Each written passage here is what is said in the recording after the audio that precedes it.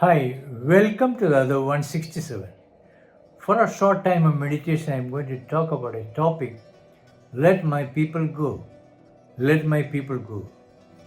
This was a demand that Moses made in front of the great Pharaoh of Egypt. This we find in the Old Testament of the Bible. The context is like this: the people of Israel were in slavery during that time. How did they land up in Egypt? The youngest son of Jacob was sold by his own brothers too, the traders, and they brought him to Egypt. He was a slave, Joseph was a slave. But God gave Joseph vision and wisdom, and God lifted him up to be the ruler of Egypt, only next to Pharaoh.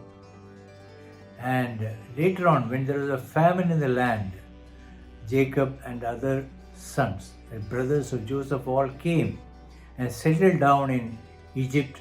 They prospered, they multiplied. The Pharaoh looked upon them with favor. As decades and centuries went by, the Pharaoh and put them in slavery, exploited, oppressed them. And they cried out to the Lord and gave. God heard their cry. So, the journey from slavery to freedom, there are three aspects to this topic. God led the people of Israel to freedom. We see this in Exodus chapter 7. Lord said to Moses, "See, I have made you like God to Pharaoh, and your brother Aaron will be your prophet. You are to say everything I command you, and your brother Aaron is to tell Pharaoh to let the Israelites go out of his country." So God chose Moses for liberating the people of Israel from slavery to freedom. And God equipped him.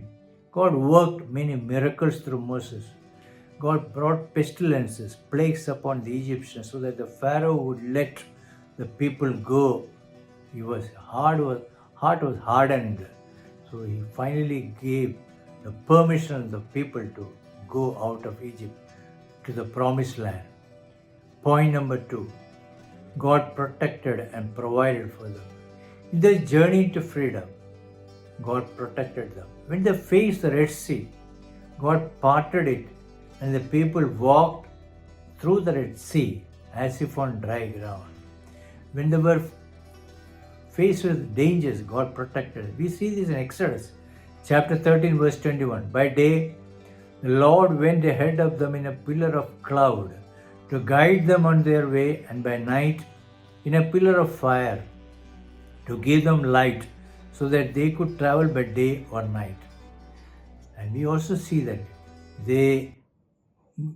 God provided them with food and water. We see in Exodus chapter 16 verse 4. Lord said to Moses, "I will rain down bread from heaven for you. The people are to go out each day and gather enough for that." We find God was with them, traveled with them, provided them, protected them, took care of all their needs.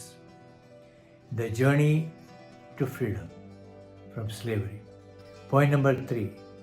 God disciplined the people. We find the people grumble even on small occasions. When we find in chapter 17, when they came to a place called Rephidim, there was no water, and people quarreled with Moses. "Give us water to drink." Moses said, "Why do you quarrel with me? Why do you put the Lord to the test?" See, they had experienced the great hand of God, and still they quarrel. People are thirsty.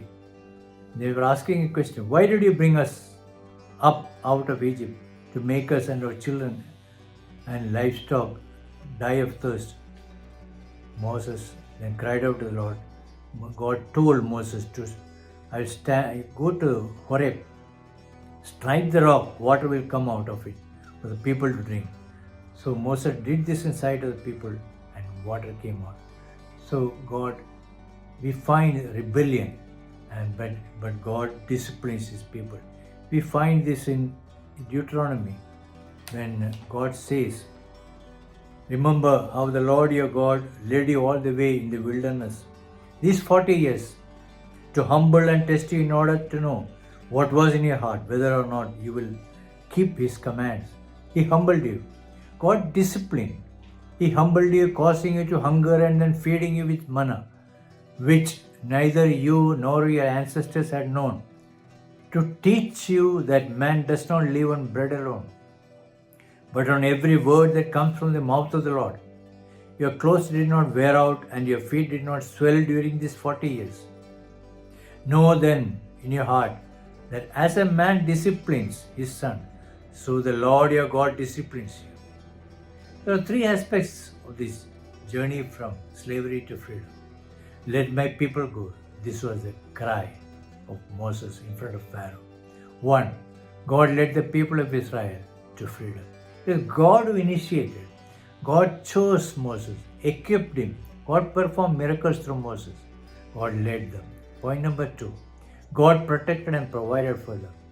There were dangers, difficulties. God protected them. He provided water in the wilderness for 40 years. Provided the manna to eat. Point number 3. God disciplined the people through the journey. When they grumbled, because they rebelled, God punished them. And God made them, disciplined them to be His children, to look upon Him, to trust Him more. God gave them laws. So I close here. As we celebrate the Independence Day, let's realize the value of freedom.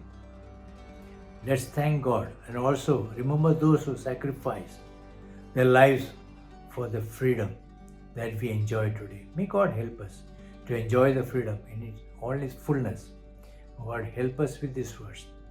Thank you.